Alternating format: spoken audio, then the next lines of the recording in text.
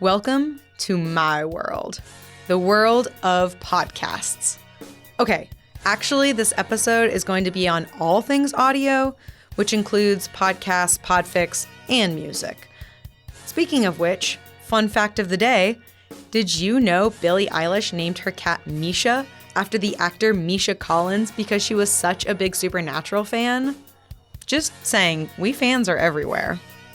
Anyways, let's get back to the world of podcasts. Podcasting is a broad category akin to radio on demand and encompasses so many styles. NPR's deeply investigative shows like Throughline are one style, or there's the chatty storytelling like Normal Gossip. Shout out to my old roommate and host, Kelsey. But both of those have some form of institutional backing. The majority of podcasts by independent creators tend to follow very different structures. And when it comes to fandom, and the SPN family in particular, the vast majority of podcasts are rewatch shows. And if you're a listener who's also an SPN fan, then I'm guessing you know where we're going with this. Monster of the Week is a creepy but necessary podcast, which is one of our taglines, where we just talk about every episode of the TV show Supernatural. This is Jeremy, one of the two co-hosts for the podcast Monster of the Week. He hosted the show along with his friend Chris to review every single episode of Supernatural on a weekly basis. Although they have other projects, the Monster of the Week podcast is currently on hiatus. Makes sense, seeing as they took over 5 years to complete the project and haven't caught their breath to do the same with the Supernatural prequel series, The Winchesters. Monster of the Week follows a pretty classic podcast structure of a conversation between friends. This is a conversation between two people, and it was always really important to me to capture that. Like, I wanted people to hear me and Chris talk like we were friends. And it's weird because Chris and I became friends because of this podcast. We've never met each other in person. I've spent probably at this point 1,000 hours on a microphone with that guy. Listening to an episode with Jeremy and Chris can kind of feel like eavesdropping on a couple of friends, just cutting it up at a bar. So we take a very comedic approach to it. It's a very silly show at times. So we don't take it seriously, except when we have to take it seriously because it's taking itself seriously, if that makes sense. Like we get as much fun out of like ragging on it as we do really get into the like emotional core of the characters. What I found particularly remarkable is that Chris and Jeremy weren't really in the fandom before they started the podcast. They liked Supernatural, but really had no sense for the online fandom community and the, let's say, intensity of SPN family. I love the show, I really do, but like engaging with the fandom can be really, really intense sometimes because you're just like, oh wow, these people care a lot more, and which is great, and I love it. I really do. It's just when you start realizing, like, even though you're this public face of something, that you don't necessarily, you're not as intense with it as maybe some other people are. It can be very intimidating. Of course, once the fandom found out about Monster of the Week, they helped pull Jeremy further into the fandom itself. He went from not really understanding what shipping is, remember episode 2, to commissioning a whole series of SPN cover songs, including a few that mentioned SDL. Though I know you're not home, but I can see you. Your blue eyes shining in the sun. You got your scales slicked back and your trench coat on, baby. That clip you just heard is from a song called Hunks of Summer that was commissioned by Monster of the Week. I'll go ahead and throw a link to that in the show notes. Anyways, I actually found it really funny talking with Jeremy when we got onto the topic of meta fandom, that basically his podcast is a fan podcast about the show, but that now he and Chris have fans of their own. It's like some kind of fanception. It's been so rewarding, like talking to people and things like that. When we finished the podcast, they got together and did like a published book of all of our episode art and the lyrics to the songs that we had done. And it's just bonkers how much work they obviously put into this. Fan art for a fan podcast. Look at me tying all these previous topics and themes together. But really, I think this is just one more example of how the SPN family supports creators within the fandom in all sorts of unique and lovely ways. And although Monster of the Week has finished their blitz through the Supernatural canon, that doesn't mean Jeremy and Chris are done with the series yet. We lived in this world for so long. We want to keep going with it. They plan to cover the recently released prequel series, The Winchesters, as well as perhaps some of the comics or books. Unsurprisingly, there's still so much material out there for them to discuss.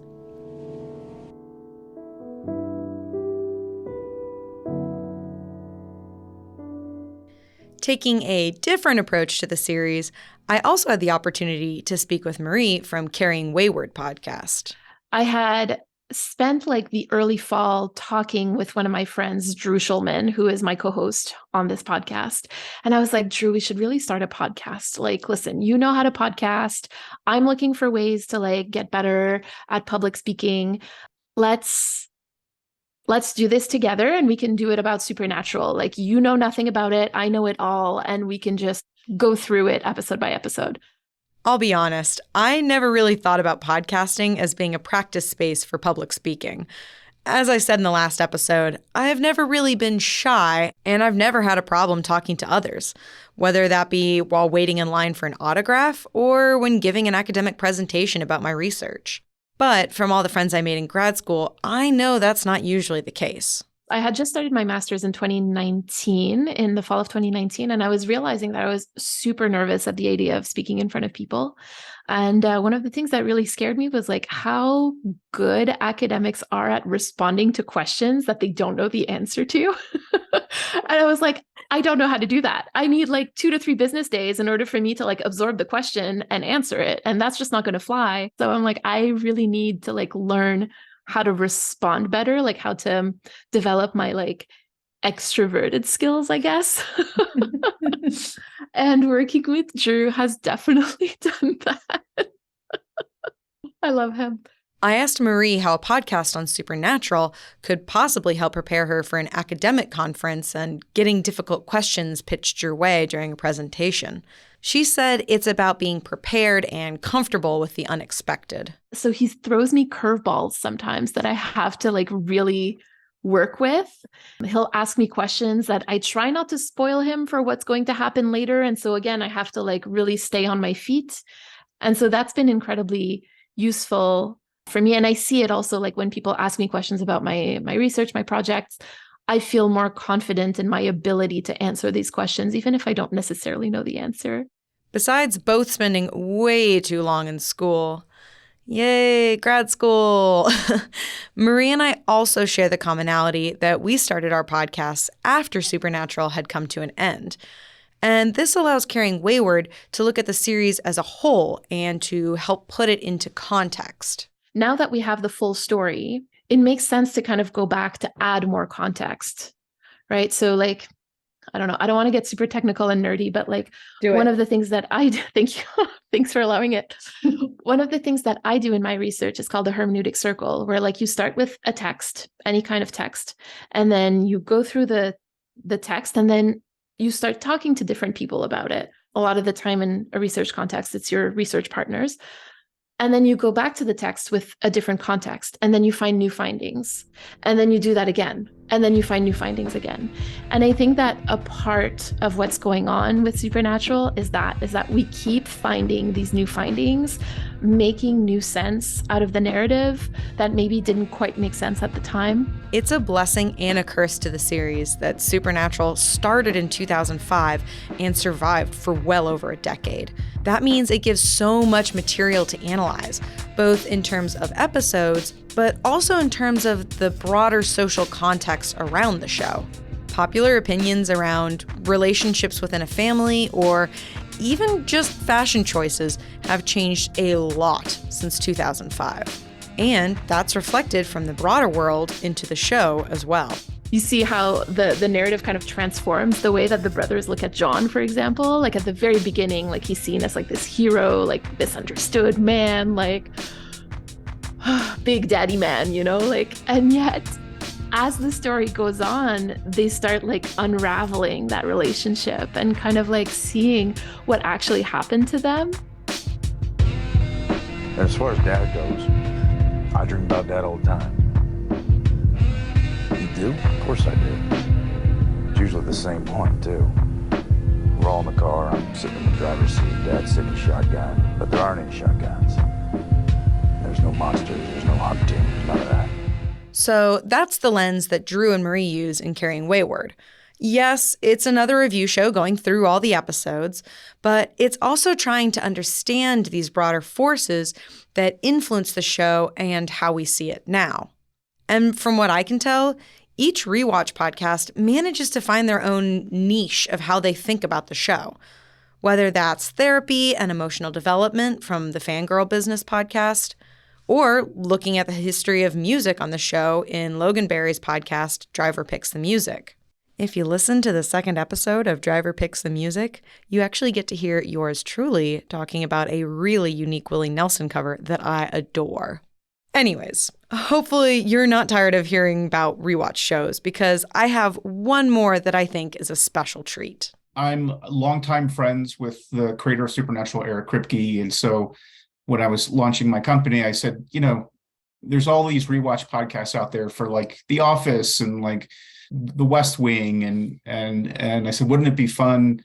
I'd love to do one for Supernatural. That's right. I spoke with the creator of Storymill Media and producer of the podcast Supernatural Then and Now, Stephen Hine. However, you might not recognize his voice because Stephen isn't actually the host of SPN TAN, as it's abbreviated. Rob and Rich host a number of kind of fan conventions across the country, like 12 or 13 of them a year. They're great kind of mouthpieces to kind of be representing the show. And plus, their banter and their chemistry is an excellent dimension to the podcast that I wasn't even thinking about at the onset. For all 2-3 of you non-Supernatural fans that are listening, Stephen is referring to Rob Benedict and Richard Speight Jr., who host the show. It's extra funny to hear them fan about guest stars and set design and directing choices in their rewatch podcast because, well, they were actually on the show. I said at the beginning that I do my best to avoid major spoilers, but you should know that Rob and Rich play major characters in the Supernatural mythology. That's all I'm going to say at this point, I think. But it's extra funny to me that even folks who are a part of the Supernatural show somehow managed to geek out about it as well. Even Stephen, who admittedly hadn't seen the entire series yet, brought up how he loved the unique sets created for the motel rooms where much of the first seasons take place. But like any other podcast, being a fan doesn't magically make all the work of creating a podcast go away. Getting Rob and Rich's schedule to align to find like 2 hours every 2 weeks is hard enough. And then to throw another person on top of that, a working entertainment professional who it's a giant game of like Jenga or Tetris sometimes. And sometimes that game of Tetris leads to recording at less optimal times. We recorded one at, I think it was 5 a.m. once. We recorded one episode where Rich was in Canada, Rob was in Mexico, the guest was in New York. It was just like we're all over the place. And that's just the recording. Stephen says it's about a 4-hour lift to watch the episode, set interviews, and get everything ready before recording on the front end. After recording, it takes probably about 10 hours in the edit that Trey spends, with the material, and Trey does a great job with pulling the selects for the bloopers and kind of just cleaning. To clarify, Trey Booty is the editor for SPN Then and Now and puts together all the pieces of tape. Once it's all put together, there's still publishing and marketing, which takes up at least another 2 to 3 hours. So yeah, it's no small project, and it's still growing. We have this nice structure of like the summary and the interview and then fun facts and mythology, then the blooper reel. But I always we're always trying to kind of think, is there like a new segment that we should try every once in a while, just so we don't get lazy. And we want to do more weird stuff. And we have some weird stuff in season 3 that I hope fans will enjoy. As a listener myself, I've caught some of the fun new approaches they've tried, including a very funny inside joke about Never-Ending Tuesdays. Y'all know what I'm talking about. SPN Then and Now was created as a rewatch podcast that's ostensibly hosted by some of the better-known actors from the show, not including the leads, obviously. Yet it still somehow ends up being a fan creation in that the hosts are enthusiastic fans for all the creators involved in the show, whether they be in front of the camera or behind the scenes. Supernatural Then and Now is its intention is to be, a celebration of the show and the people that made it. Look, you and I both know I could gush over the podcasting format for hours, but that wouldn't be fair to the other forms of audio production created by the SPN family. In fact, when conducting these interviews for the podcast, I somehow stumbled into a format that I had no idea existed. Podfics. Okay, so I sorta knew they existed. I've spent enough time on fanfiction website AO3 to have stumbled across stories labeled as podfics, but I never paid them much mind.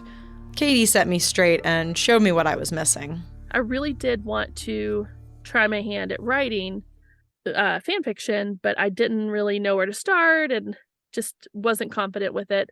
And I'd had a few ideas, and it came alongside the recording of the audiobooks of the podfics.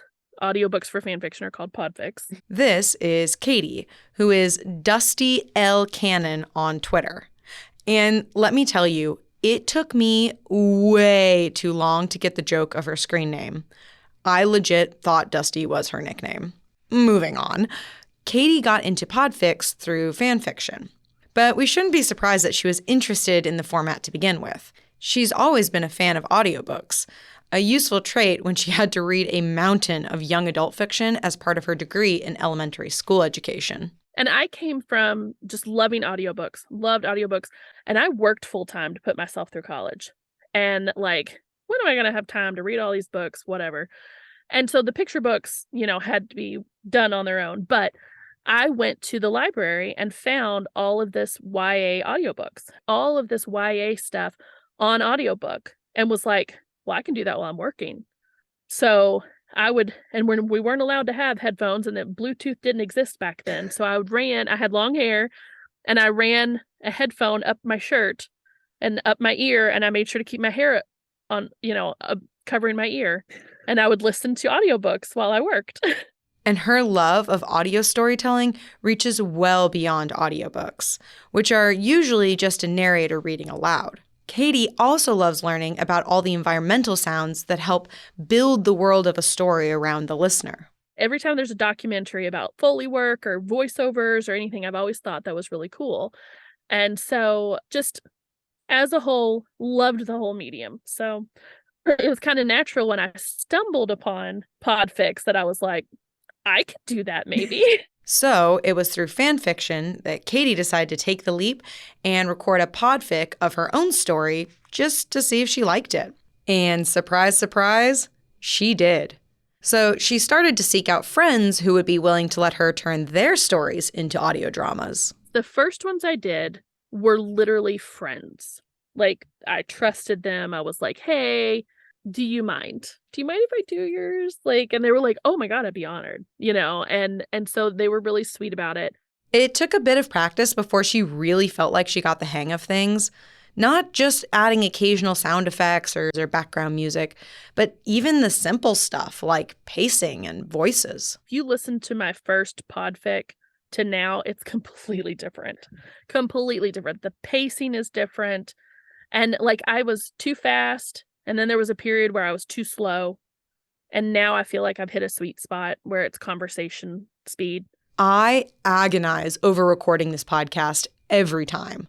Am I going too fast? I tend to be a very fast speaker so that I know that I have to slow down and hyper enunciate when I'm recording, but then I worry that maybe I'm actually going too slow. So yeah, I understand Katie's struggles, but she's come a long way since those early days. And now you can even find her podfics streaming on podcast apps instead of relying only on the built-in player on AO3. And with all that practice has come a new goal she's working towards, putting herself out there as an audiobook narrator. Now I'm about to put out my 100th podfic that my pacing is good. I've got everything down. I'm not scared. Like, I needed this under my belt to be able to say, this is what I sound like. And this is what I'm going to consistently sound like. And then I would love to do that. I don't think I could do it as a full-time job, but like definitely as a part-time thing would be really cool. And that's kind of my ultimate goal right now. Katie still has a few more steps to put together her portfolio of work, but her experience with podficking has her feeling prepared for taking that next leap. In the meantime, she's just happy to give back to her fan community, whether that means recording fellow fans' fan fiction as a podfic, or offering advice and helping folks who are interested in starting to podfic themselves.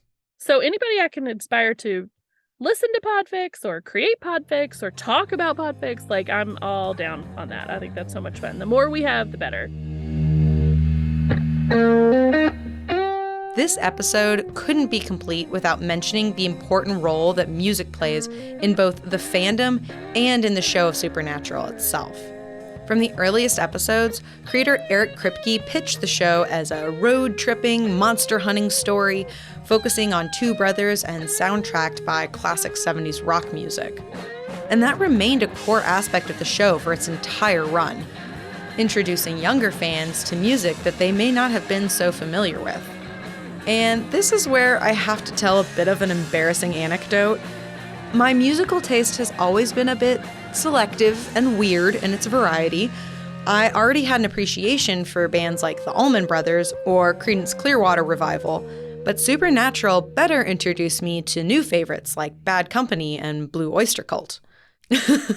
In fact, I had to make a minimum purchase for a free shipping at Target and ended up buying a Led Zeppelin t-shirt. The first time I put it on, my husband glanced down at the Icarus image and immediately said, "You don't like Led Zeppelin?" I responded, "Yes, I do." "You don't like their music?" "Yes, I do." And then he said, "Oh yeah? Name 3 songs." It's now a running joke between the two of us to name 3 things when we tease each other. He was totally wrong in that I can name plenty of Zepp tracks, by the way, but also right in that I got into the band because of Supernatural.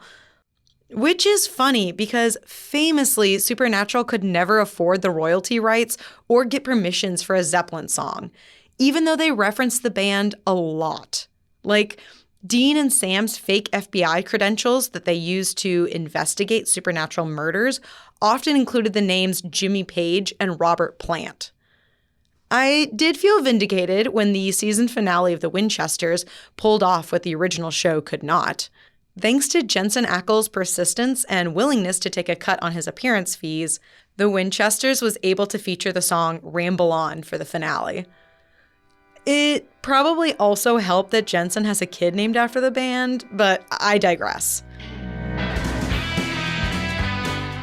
Like I said in the first episode, this podcast is about the fandom of Supernatural, not the show itself. Though funny enough, there is an example of a band who has been both part of the fandom experience and appeared on screen.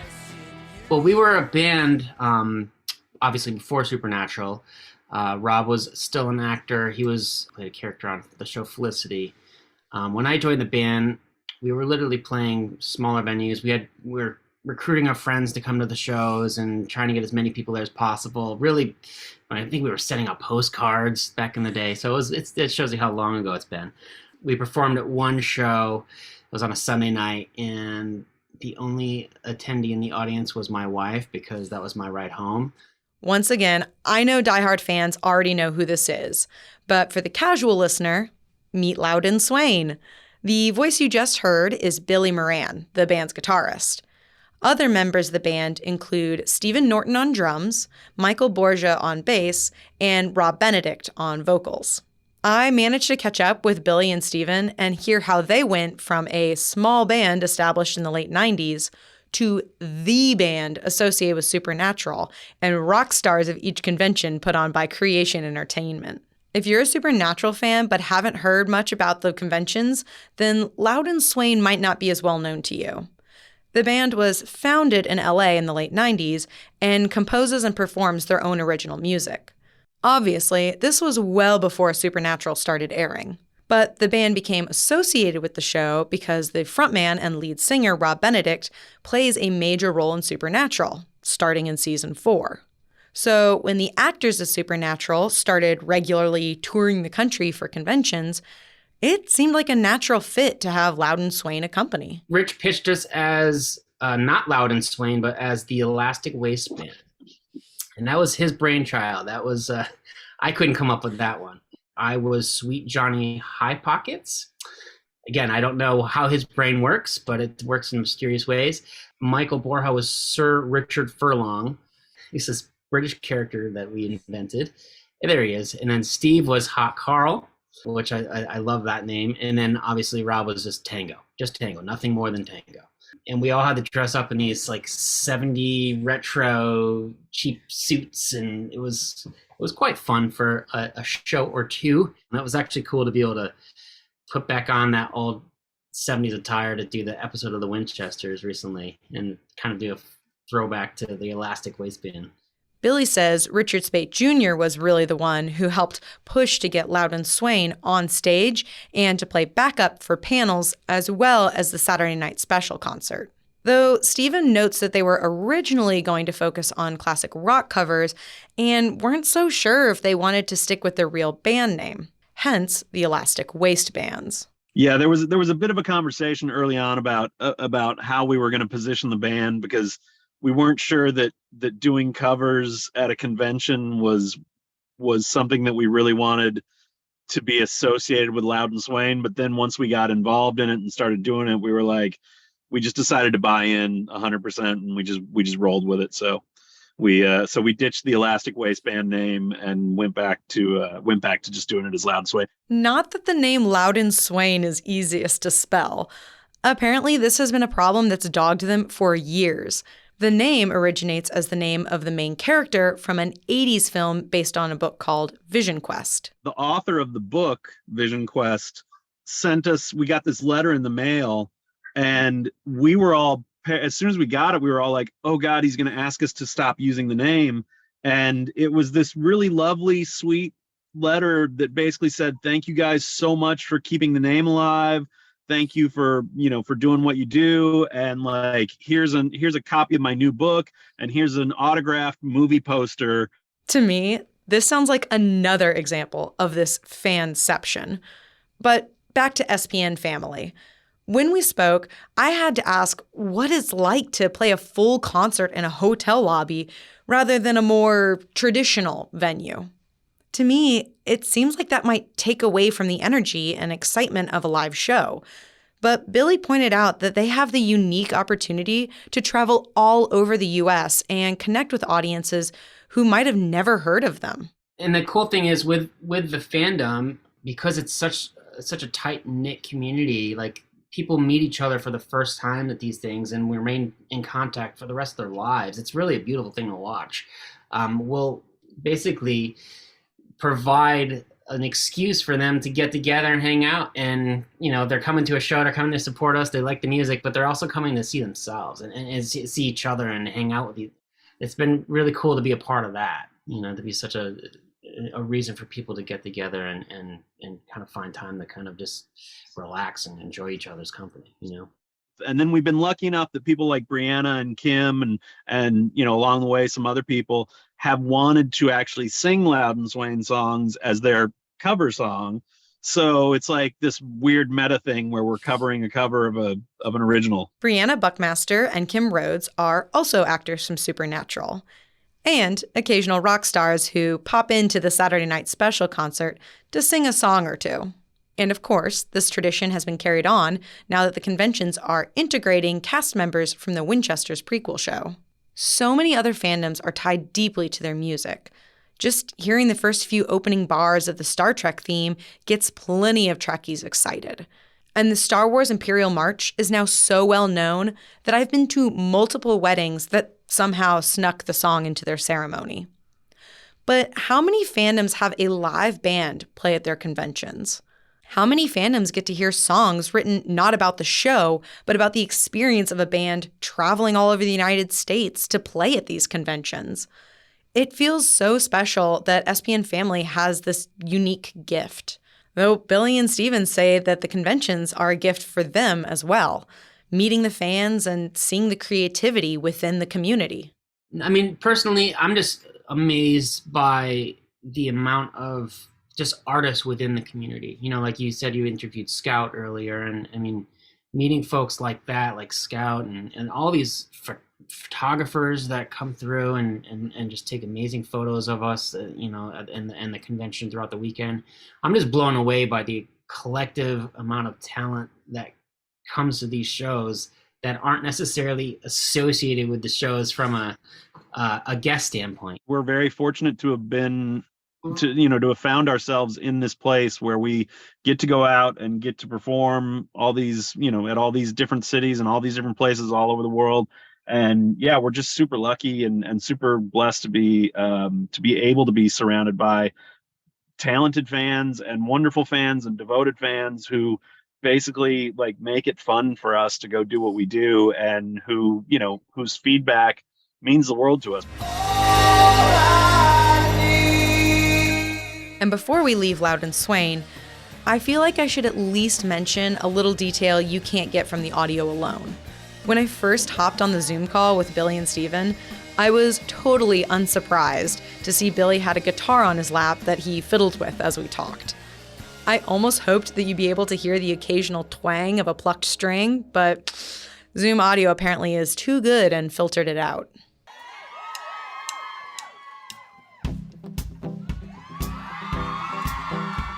In the last episode, you heard Wayward Girl Photography, aka Jen, talk about the Radio Company show in Nashville. And while they aren't a fan creation, you just know that I couldn't resist telling you about my own experience getting to see them live. Although, to be fair, I do think they represent the way that SPN Family comes together as a community to support projects outside the SPN universe. Radio Company is the name of the musical venture between Supernatural actor Jensen Ackles and longtime friend and musician Steve Carlson. Formed in 2018, they've released 3 albums of original music, with their newest album, Keep On Ramblin', published in February. While it's totally unrealistic to call Radio Company a fan-generated band, they still have their fandom roots. Like, when the lyrics for the second album dropped in 2021, certain sections of the fandom nearly exploded. There's a track from the album called Watching Over Me, which lyrically sounds very much like a message from Dean Winchester to Castiel. Like, a lot. And the fandom caught on to this immediately. Did Jensen Ackles just write a fan song? Somehow this topic made it to one of the conventions where Misha Collins, the actor who plays Castiel, confirmed that the song was about his character. Cue screaming fangirls across the aisles. So while the band isn't fan-made, it has a lot of sway in the SPN family. In fact, when the Radio Company concert last December was announced for Nashville, I knew that I had to bite the bullet and go, seeing as it was their first ever concert. That's not counting when Steve and Jensen played a few covers at the Kansas City Saturday Night Special show, but we're not going to talk about that. Seriously, when the Radio Company tickets went up online, I was in the midst of an 8-hour road trip to the Upper Peninsula for a friend's camping trip. My husband navigated the twisting pavement, passing beautiful fall-colored trees on a narrow road, as I desperately hit refresh and prayed to the Wi-Fi gods that my signal would be good enough for my purchase to go through. I guess it worked because I managed to snag a ticket in the cheapest section. Once I had the ticket, there was no question that I was going, even if it meant a solo trip to a new city. Not that I needed to be worried. As you can probably tell from all the previous episodes, SPN family are crazy welcoming, and I quickly made myself a group of friends.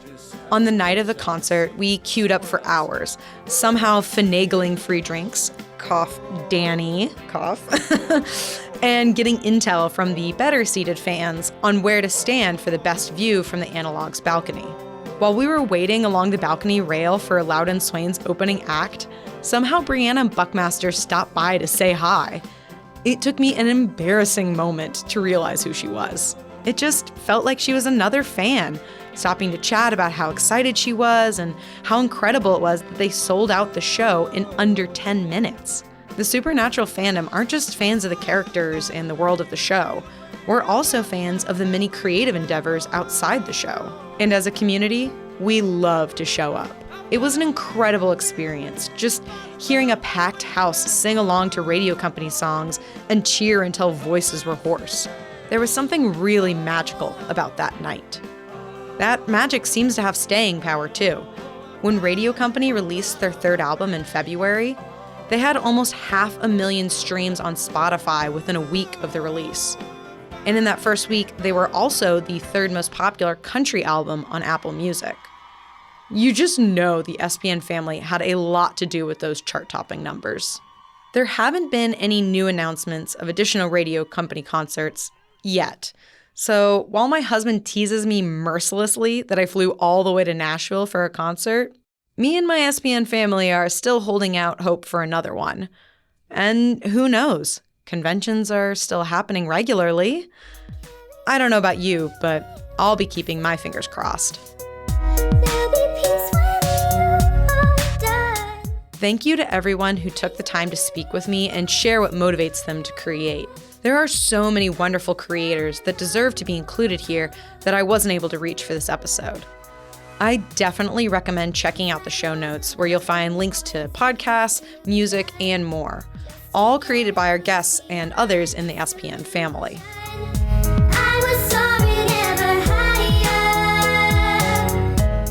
Editorial support was provided by Dr. Anna Funk. Hip-hop remixes that you heard throughout the episode are by Jake Lionheart. There's also additional music provided by Loud and Swing. Audio production help from Sean Ellis Hussey. Cover art was designed by Liz. Thanks to Meg, Rupert Gaze, Danny, and Marissa for supporting the show through Ko-fi. In Defense of Fandom was made possible through an unhealthy obsession and your support through Ko-fi. If you're not already supporting the show and you'd like to, you can find a link in the show notes to our Ko-fi. Your support is deeply appreciated. Carry on.